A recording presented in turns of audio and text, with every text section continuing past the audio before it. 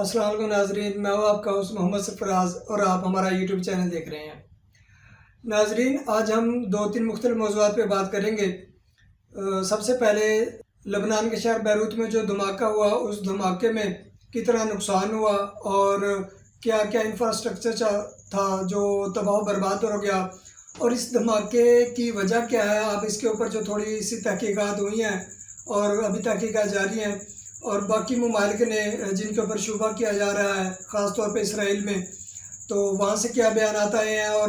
امریکہ سے کیا بیانات آئے ہیں اور باقی دنیا میں اس کو کس طرح سے دیکھا جا رہا ہے۔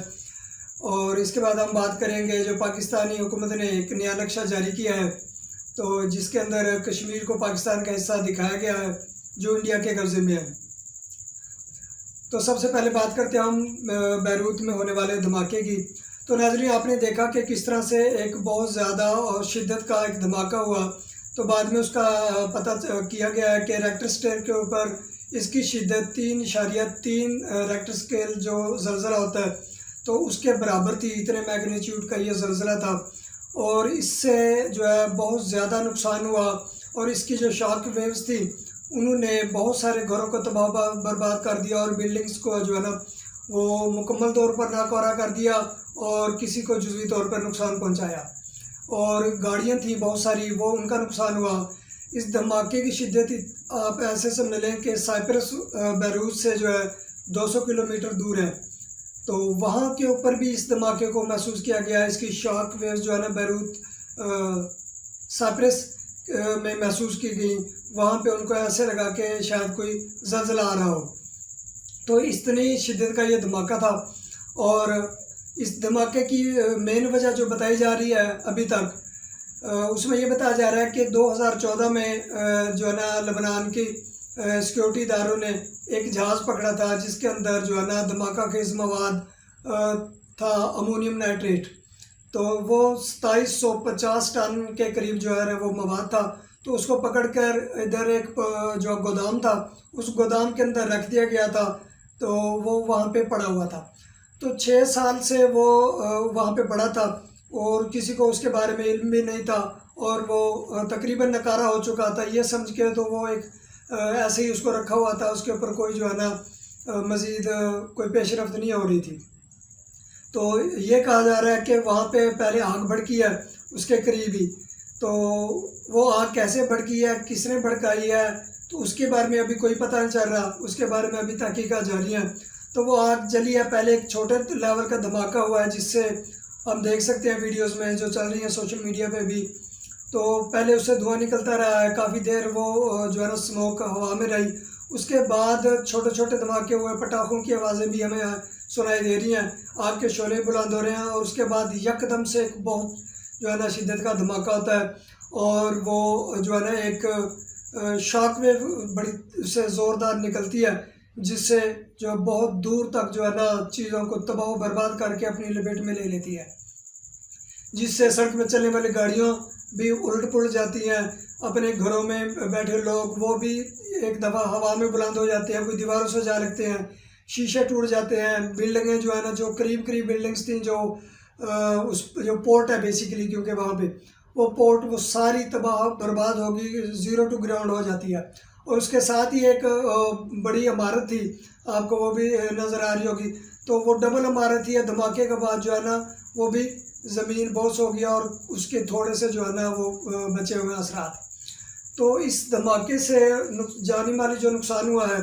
تقریباً 25 ارب ڈالر سے زائد کا تخمینہ لگایا جا رہا ہے کہ صرف جو ہے نا اس دھماکے سے جو مالی نقصان ہوا ہے، اور یہ پورٹ کے ایریے میں تقریباً 300 کے قریب جو ہے لوگ اب تک فوت ہو چکے ہیں، اور 4000 کے قریب جو لوگ ہیں وہ شدید زخمی ہیں، کہ کسی کو شیشے لگے ہیں، کوئی عمارت کے ملبے میں دب کے مر چکا ہے۔ ابھی تک تیسرا دن ہے، وہاں پہ کام جاری ہے،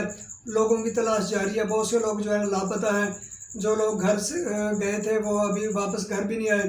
اور جو گھروں میں موجود تھے، جو بلڈنگ جو ہے نا وہ زمین بوس ہو چکی ہیں، جو مکان زمین بوس ہو چکے ہیں، ان کے نیچے سے ملبے میں سے ابھی تک لوگوں کو نکالا جا رہا ہے، ریسکیو آپریشن جاری ہیں۔ تو اب اس دھماکے سے ہوا کیا ہے، اس دھماکے سے جو ایک فضا بنی ہے لبنان میں، وہ بڑی جو ہے نا دلچسپ قسم کی فضا ہے۔ لبنان میں آپ کو پتہ ہے کہ حزب اللہ جو جماعت ہے وہ وہاں پہ ان کی مسلح جماعت ہے. حزب اللہ اور اسرائیل ان کا ہمیشہ سے جو ہے نا ان کی مستقل لڑائی چلی آ رہی ہے. 2006 میں انہوں نے باقاعدہ جنگ لڑی. اس کے بعد 2011 میں 1 مہینہ اور 13 دن کی جو جنگ رہی تو وہ بھی شام اور حزب اللہ نے مل کر لڑی اسرائیل کے خلاف. اور اس کے بعد سے اسرائیل جو ہے مسلسل جو حزب اللہ کے ٹھکانوں کو نشانہ بنا رہا ہے، اپنے جنگی جہاز بھیجتا ہے. ابھی کچھ دن پہلے اسی مہینے کے اندر ہی 4 مرتبہ جو ہے نا اسرائیل کی فضائیہ حزب اللہ کے ٹھکانوں کے اوپر حملہ کر چکی ہے. 2 مرتبہ بیروت جو ان کا دارالحکومت تھا اسے 8 کلومیٹر اور 7 کلومیٹر دور جو ٹھکانے تھے ان کو بھی انہوں نے ٹارگٹ کیا، کیونکہ جو ہے نا رشیا کے اسرائیل کے پاس امریکہ کے جو جدید ترین جو ہے 5th جنریشن طیارے ہیں F-35 وہ ان کا استعمال کرتا ہے. وہ اسٹیلتھ موڈ ہے اور ان کا پتہ بھی نہیں چلتا، کیونکہ اور جو ہے نا لبنان کے پاس کوئی فضائی کیپیبلٹی تو ہے نہیں، نہ ہی ان کے پاس اس قسم کا کوئی جو ہے بیٹریز ہیں جو ان کو جو ہے نا انٹرسیپٹ کر سکے ان کے میزائلوں کو اور ان کے جہازوں کو. تو فضائی طور پہ بالکل ایک کمزور ملک ہے، جبکہ اس کے مقابلے میں شام کے پاس جو ہے نا رشین میڈ بیٹریز ہیں. S-300 میزائل سسٹم ہے، ڈیفنس میزائل ہیں. جو بھی میزائل آتے ہیں یا کوئی غیر ملکی جہاز آتا ہے تو وہ اس کو ہٹ کرتے ہیں اور کافی حد تک جو ہے نا میزائل شام میں گرنے سے بچ جاتے ہیں. تو اب فوری ہوا کیا کہ جتنے بھی پہلے 4 مرتبہ حملے ہوئے ہیں اسرائیل نے کسی بھی حملے کی ذمہ داری نہیں لی تھی کہ ہماری فضائیہ نے یا ہم نے حملے کیے ہیں، لیکن یہ ساری دنیا کو پتہ تھا. اور اسرائیل کے جو نجی ٹی وی چینلز ہیں وہ بھی یہ بتاتے تھے کہ جی اسرائیل نے آج حملہ کر دیا ہے بیروت پہ، آج فلاں جگہ پہ ٹھکانے پہ، آج فلاں جگہ ٹھکانے پہ حزب اللہ کے اتنے لوگ مار دیے ہیں. ایرانی ملیشیا کے ایرانی پراکسی حزب اللہ جو جماعت ہے حسن نصر اللہ، تو اتنے لوگ ان کے مار دیے. لیکن یہ جو دھماکہ ہوا ہے یہ اس سے پہلے 2 دن پہلے حملہ کر چکے ہیں اسرائیل کی فضائیہ. جو یہ دھماکہ ہوا ہے بیروت والا بندرگاہ کے اوپر، اس دھماکہ کے فوری بعد سب سے پہلے اسرائیل کی وزارت خارجہ نے ایک بیان جاری کیا ہے کہ ان دھماکے سے اسرائیل کا کوئی بھی تعلق نہیں ہے اور ہم جو ہے مسائل ملک لبنان کی جو مدد کرنا چاہتے ہیں ہمدردی کی بنیادوں پہ، انسانی بنیادوں پہ، اور ہم ان کو ایڈ دینا چاہتے ہیں. تو فوری طور پہ لبنان حکومت نے اس کو ریجیکٹ کیا اور اس کی جو کسی بھی قسم کی کوئی بھی مدد لینے سے انکار کر دیا ہے. تو اس کے بعد جو ہے امریکہ کے صدر جو ہیں ڈونلڈ ٹرمپ، ان کا بیان آیا. انہوں نے پریس کانفرنس کی باقاعدہ اور اس دھماکے کا ذکر کیا. انہوں نے یہ بھی کہا کہ میرے جنرل سے مجھے بتایا ہے کہ یہ جو دھماکہ ہوا ہے یہ کوئی کسی بھی معمولی جو ہے نا مواد کا دھماکہ نہیں ہے، نہ ہی یہ کسی پروڈکشن کے غرض سے کوئی جو ہے نا کیمیکل جو لایا گیا تھا. امونیم نائٹریٹ کے بارے میں جو کہا جا رہا ہے کہ وہ فرٹیلائزر کے طور پہ بھی استعمال ہوتی ہے، تو یہ بھی ایک بات بتائی جا رہی ہے کہ وہ وہاں پہ لے کے رکھی ہوئی تھی، اس کو آگے جو ہے نا فرٹیلائزر کے طور پہ پروڈکشن میں استعمال کرنا تھا.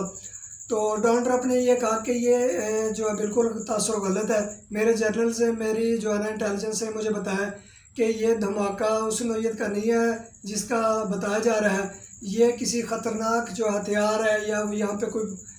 ایسا مواد تھا یا جو بم تھا، مٹیریل تھا، یہ اس کا دھماکہ ہوا ہے. اور یہ جو ہے نا اس کے اوپر امریکن مزید اس کے اوپر ابھی تحقیقات کر کے رپورٹس بتائیں گے. تو یہ معمولی دھماکہ نہیں ہے، اس میں یہ ڈونلڈ ٹرمپ کے بیان ہے. اور اس سے بھی بڑی مزے کی بات ایک اور ہوئی ہے پوری دنیا میں، کیونکہ اس وقت یہی میں جا رہا ہے کہ یہ اسرائیل کی کارستانی، کیونکہ اسرائیلی جو ہے نا لبنان، شام، اردن، مصر اور جو ایران، ان کے جتنے بھی ان ایریا کے اوپر یہ جو مسلسل تقریباً 1 سال سے یہاں پہ فضائی حملے کر رہا ہے. ایون کہ عراق کے اوپر بھی حملے کر رہا ہے، جہاں کے اوپر ابھی امریکن جو ہے نا بیسز بھی موجود ہیں، امریکہ کا کنٹرول ہے. تو وہاں کے علاقوں کے اوپر بھی ایران کے جو ہے نا وہاں پہ ملیشیاز موجود ہے، وہاں پہ بھی اسرائیل حملے کر رہے ہیں. تو پوری دنیا میں ابھی تک یہی پرسیپشن ہے، یہی بات ہے کہ یہ اسرائیل کا کام ہے. اور آج ایک اسرائیل کے جو ہے نا سابق رکن اسمبلی کینسٹ جو ہے ان کی اسمبلی، اور سابق جو انٹیلیجنس کے رکن تھے کمیٹی کے، موشی فجلن نے جو کہا ہے کہ اپنا بیان دیا ہے ٹویٹر پہ بھی اور میڈیا کے اوپر بھی کہ جو ہے یہ بیروت میں ہونے والا دھماکہ جو ہے یہ گفٹ فرام گاڈ، یہ اللہ کی طرف سے گفٹ ملا ہے اسرائیل کو. تو جب ان سے ایک ٹی وی شو میں پوچھا گیا تو آپ نے یہ بات کیوں کی، انہوں نے کہا کہ میں نے اس وجہ سے کہا ہے کیونکہ یہ دھماکہ لبنان میں ہوا ہے، تل ابیب میں نہیں ہوا، یعنی کہ اسرائیل میں نہیں ہوا اور ہمارے پڑوسی اور دشمن ملک میں ہوا، اس لیے میں نے اس کو خدا کی طرف سے گفٹ کہا ہے۔ اور انہوں نے یہ بھی بتایا کہ کیا آپ لوگ یہ سمجھتے ہیں کہ یہ معمولی کسی امونیم نائٹریٹ یا کسی اس طرح کے مواد کا دھماکہ ہے؟ تو یہ اگر آپ سمجھتے ہیں تو یہ آمکانہ بات ہے اور یہ اپنے آپ کو دھوکے میں رکھنے کی بات ہے۔ اور اس نے یہ بھی کہا کہ اسرائیل حکومت کیوں اپنے آپ کو چھپا رہی ہے اس دھماکے سے، تو کیوں اس کی ذمہ داری قبول کیوں نہیں کر رہی؟ تو وہ بتایا اپنے دشمن کو کہ ہم کس حد تک جو ہے نا ان کے خلاف جا سکتے ہیں اگر انہوں نے ہماری سرحد کے اوپر نظر لگائی یا میلی نظر سے ہمارے ملک کی طرف دیکھا۔ تو اس بیان کے اوپر بہت زیادہ تنقید ہوئی اسرائیل کے اندر سے بھی، اسرائیل کے باہر سے بھی، کہ آپ جو ہے نا ایک معاملے کو بہت زیادہ ہوا دے رہے ہیں اور یہ کیا بات کر رہے ہیں۔ لیکن تقریباً ساری دنیا ہی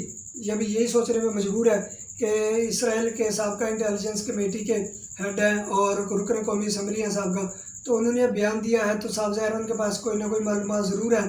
تو جو انہوں نے یہ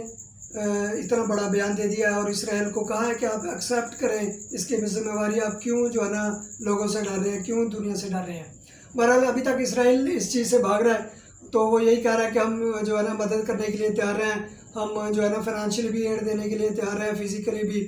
کیونکہ یہ جو دھماکہ ہوا ہے اس سے تقریباً 2.5 لاکھ لوگ جو ہے وہ بے گھر ہو چکے ہیں، بہت سارے گھر زمین بوس اور عمارتیں ہو چکی ہیں، اور بہت سارے جو ہے نا گھر رہنے کے قابل ہی نہیں رہے، کسی پہ وہ گر سکتے ہیں، ان کی اتنی خستہ حالت ہو چکی ہے۔ اور جو ہے نا 50,000 کے قریب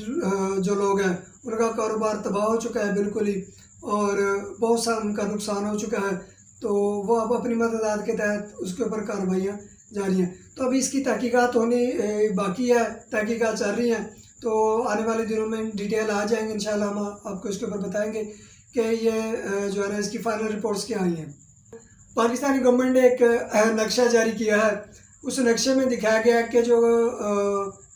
لداخ کا علاقہ ہے جو انڈیا کے کنٹرول میں ہے اور چائنا کے تھوڑا سا کنٹرول میں ہے،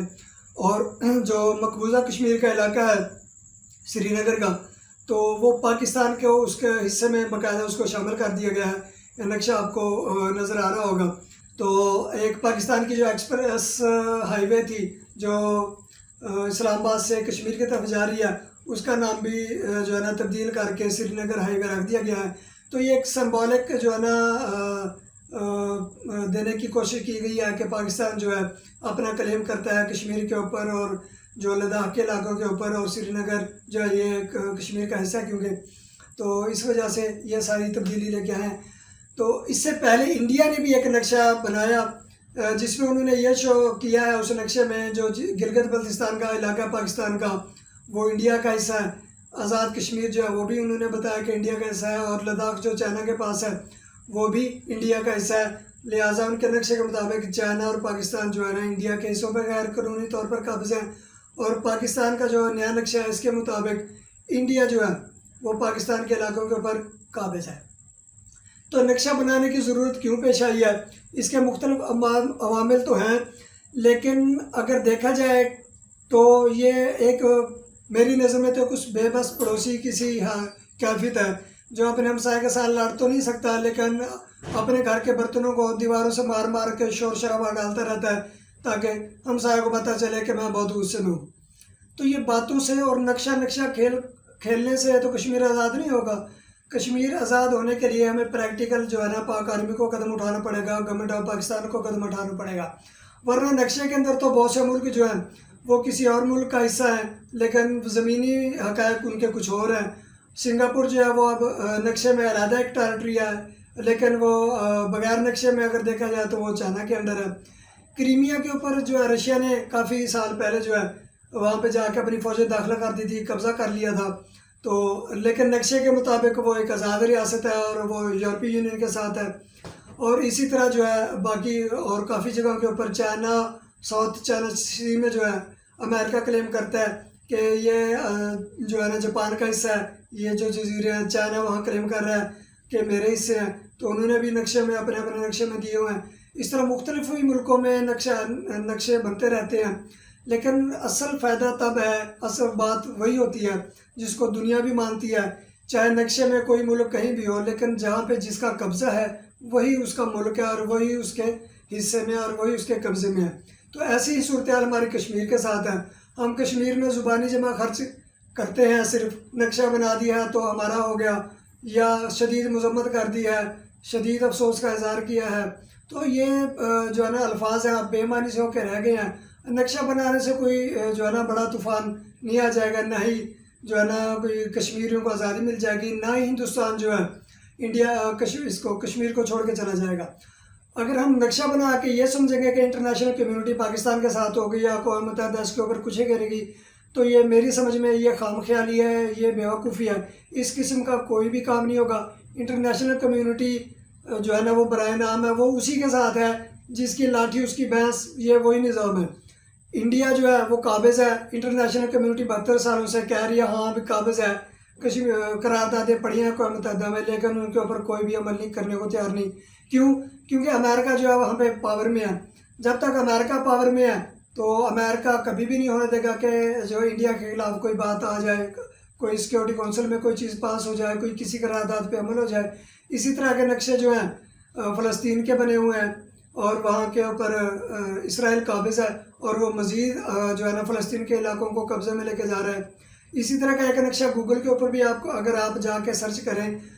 فلسطین کا ورڈ اگر آپ لکھیں تو آپ کو کنیکشن میں فلسطین کہیں بھی نظر نہیں آئے گا، حالانکہ اقوام متحدہ کے اندر فلسطین رجسٹر ایک آزاد ملک ہے، اور اقوام متحدہ کے جو جتنے بھی ارکان ہیں ان میں فلسطین بھی ایک رکن ہے، اور ان کی نمائندگی بھی وہاں ہوتی ہے۔ لیکن حقیقت میں اور زمین کے اوپر فلسطینی ریاست کی کوئی آزاد حیثیت ہے نہیں۔ اسرائیل جب چاہتا ہے ان کے علاقوں پر قبضہ کر لیتا ہے، اور اب انہوں نے ویسٹ بینک کو جو مزید انہوں نے اس کے اوپر قبضہ کی انیکسیشن کا پلان بنایا ہوا ہے، اور امریکہ اس کو حمایت کر رہے ہیں۔ تو یہ نقشہ کھیل چلتا رہتا ہے۔ مزہ تو تب ہے کہ اس کے اوپر کوئی عملی اقدام ہو، پاک آرمی کوئی سٹیپ لے، بولڈ سٹیپ لے۔ نقشوں بنانے سے یا مذمتیں کرنے سے کشمیر آزاد نہیں ہوگا، اس کے لیے ہمیں قربانی دینی پڑے گی۔ جس طرح سے پاکستان بنانے کے وقت تقریباً 20 لاکھ جو مسلمان ہیں انہوں نے قربانیاں دیں، اپنا وطن چھوڑا، اپنی عزتیں لٹائیں، اپنی جو ہے نا جانوں کی قربانیاں دی، جانوں کے نذرانے دیے، سب کچھ چھوڑ کے پاکستان میں آئے۔ تو وہ قربانی، اس قسم کی قربانیاں جب تک نہیں ہوگی تب تک کشمیر آزاد ہونا یہ خواب خیالی ہے، اور اقوام متحدہ کی ہماری مدد کرے گی یہ بھی جو ہے نا خام خیالی ہے۔ انٹرنیشنل کمیونٹی کو کوئی کنسرن نہیں ہے، وہ ایک بس خالی اگر کوئی بیان دے دیتے ہیں تو بس جسٹ بیان کی صورت ہے۔ ہر بندے کو اپنے مفاد مقدم ہے، کسی کو کشمیر سے کوئی سروکار نہیں ہے، فلسطین سے کوئی سروکار نہیں ہے۔ آپ چاہے نقشے بناتے رہیں، چاہے پوری دنیا کو نقشے میں لکھ دیں پاکستان کا حصہ، تو یہ نہیں ہوگا، عملی اقدامات کرنے پڑیں گے۔ آج تک کے لیے اتنا ہی، ملتے ہیں نئے ویڈیو کے ساتھ، تب تک کے لیے اللہ حافظ۔